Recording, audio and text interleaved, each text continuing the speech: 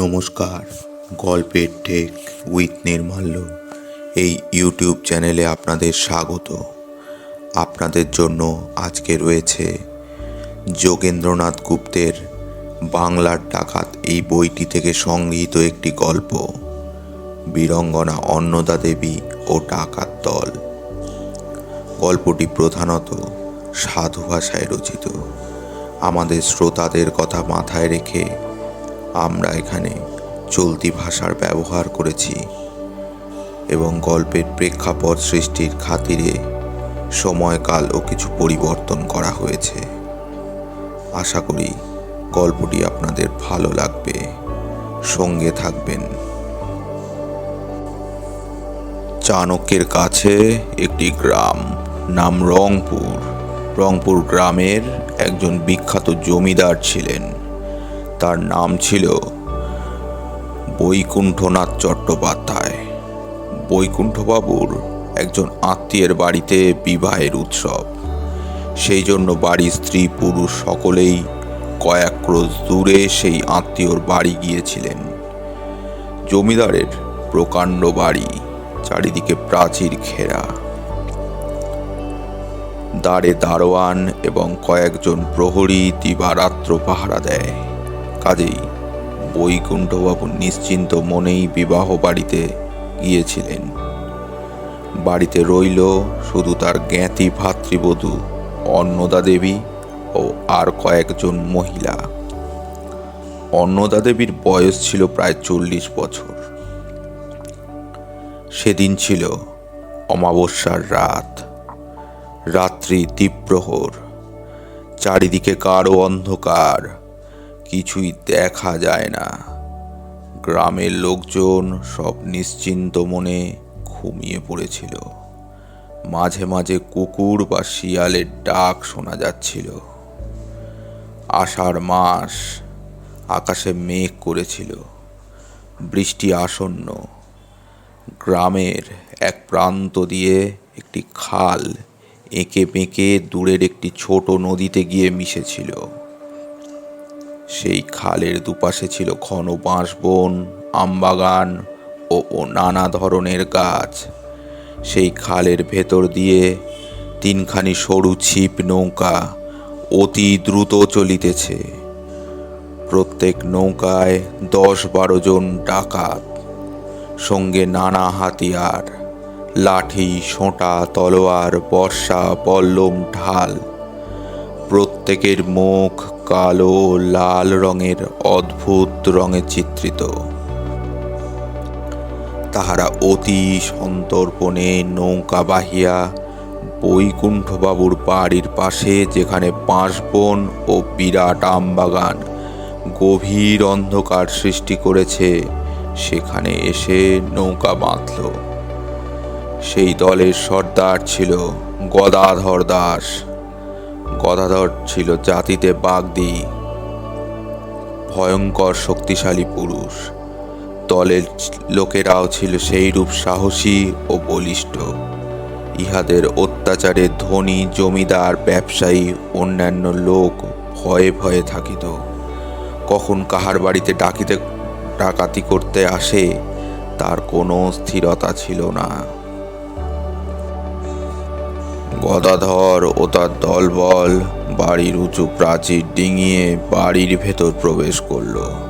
তারপর একদল লোক প্রথমে প্রহরারত দারোয়ান ও প্রহরীদের ওপর ঝাঁপিয়ে পড়ল এবং তাদের শক্ত করে দড়ি দ্বারা দিয়ে বেঁধে রেখে অন্তঃপুরে প্রবেশ করল।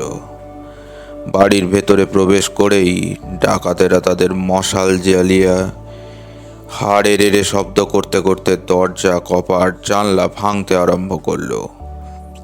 ভীষণ শব্দে দামামা বাজিয়ে তারা গ্রামবাসীদের ভীত ও আতঙ্কিত করে তুলতে লাগলো আর লুটতরাজ চালাতে লাগলো। তাদের ভীষণ চিৎকার আর হুল্লোড়তে বাড়িঘর যেন কেঁপে উঠতে লাগলো। এদিকে অন্নদা দেবী প্রথম ভাগে নিশ্চিন্ত মনে ঘুমিয়ে পড়েছিলেন। দস্যুদের বিকট চিৎকারে তিনি জেগে দেখতে পেলেন ডাকাতেরা শুধু বাড়িতেই নয়, দালানের ভেতর প্রবেশ করে লুটতরাজ আরম্ভ করেছে। অন্নদা দেবী বলিষ্ঠকায় এবং সাহসী মহিলা ছিলেন। তিনি মুহূর্তকাল বিলম্ব করিলেন না।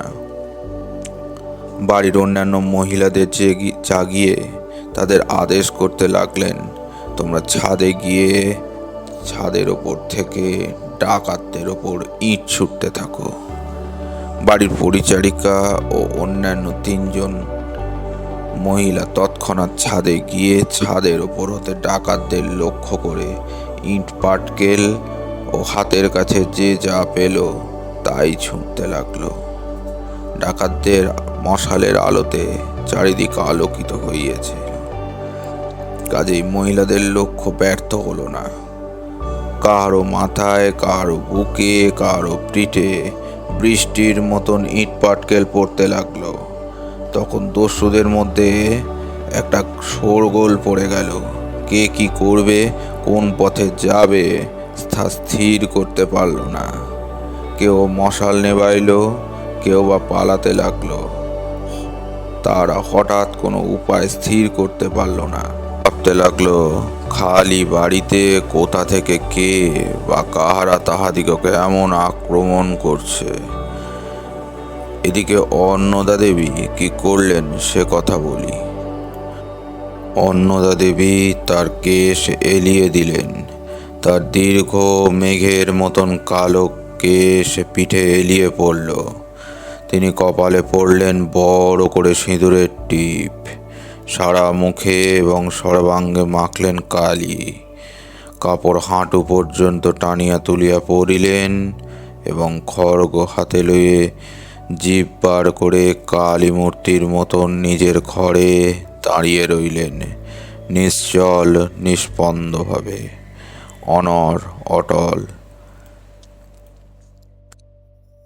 ডাকাতেরা ঘরের পর ঘর জিনিসপত্র ভাঙিয়ে চুরে লুণ্ঠন করতে করতে অন্নদা দেবী যে ঘরের মধ্যে এইরূপ ভীষণ আকার ধারণ করে দাঁড়িয়েছিলেন সেখানে এসে উপস্থিত হলো। তারা দেখল ভীমা ভয়ঙ্করী কালী মা দাঁড়িয়ে আছেন। গদাধর সর্দার শ্যামামার এই প্রলয়ঙ্করী মূর্তি দেখে ভীত হয়ে পড়ল। সে হাতের তলোয়ার এক পাশে ছুঁড়ে ফেলে দিয়ে পাগলের মতো বলতে লাগলো, কালী কালী কালী, আইরে ভাই সব, বল শ্যামা মায়ের জয়, বল রে তোরা শ্যামা মায়ের জয়, জয় জয় জয় শ্যামা মায়ের জয়, আরে বল রে সবে শ্যামা মায়ের জয়। গদাধর সর্বশরীর ভয়ে কাঁপতে লাগলো। কণ্ঠ তার জড়াইয়া আসিল। সে দেখতে পেল যেন কালী মায়ের কাছে ডাকিনী, যোগিনী, প্রেতিনীরা সব বিকট মুখ ব্যজন করে হা হা করে ছুটে আসছে তাদের দিকে। ভয়ে হায় হায় করে করছিল সবাই।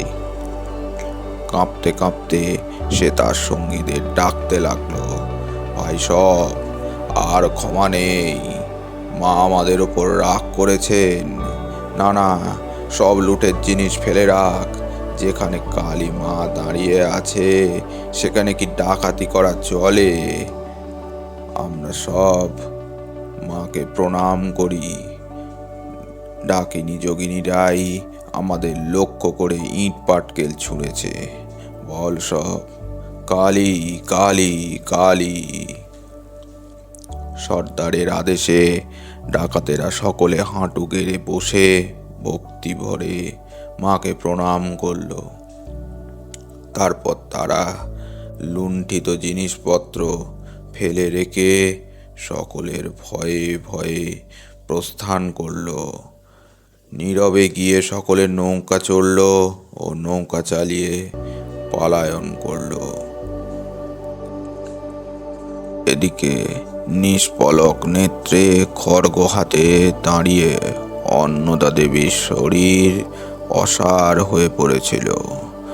তবু শুধু অসাধারণ মনের জোরে আর সাহসে ভর করে তিনি এইরূপভাবে দীর্ঘকাল দাঁড়িয়েছিলেন। তখন তার শরীর অবশ হয়ে পড়েছিল। তিনি মূর্ছিত হয়ে মাটিতে পড়ে গেলেন। পরের দিন সকালবেলা বৈকুণ্ঠবাবু লোকমুখে ডাকাতির খবর পেল ও সত্বর বাড়ি ফিরে এলো। বাড়ি এসে যখন দেখল আর শুনল যে অন্নদা দেবী এইভাবে ডাকাতদের হাত থেকে বাড়ি রক্ষা করেছে, সামান্য সূঁচ সুতোটি পর্যন্ত লুণ্ঠিত হয়নি, তখন তিনি তার কনিষ্ঠা ভাতৃবধূ অন্নদা দেবীর কাছে আসিয়া বললেন, মা, তুমি ধন্য। তোমার প্রত্যুৎপন্ন মতিত্বের কাছে পুরুষেরাও হার মানে। তুমি আমাদের মান সম্ভ্রম সব রক্ষা করেছ। সত্য সত্যই দেবী মা তোমার দেহে আবির্ভূত হয়েছিলেন, নতুবা কি এমন হয়? এই ঘটনাটি ঘটেছিল 1294 সালের। সেকালের সমুদয় সংবাদপত্রে এই খবরটি প্রকাশিত হয়েছিল। গভর্নমেন্টও বীরঙ্গনাকে তার সাহস ও প্রত্যুৎপন্ন মতিত্বের জন্য পুরস্কৃতও করিয়েছিলেন।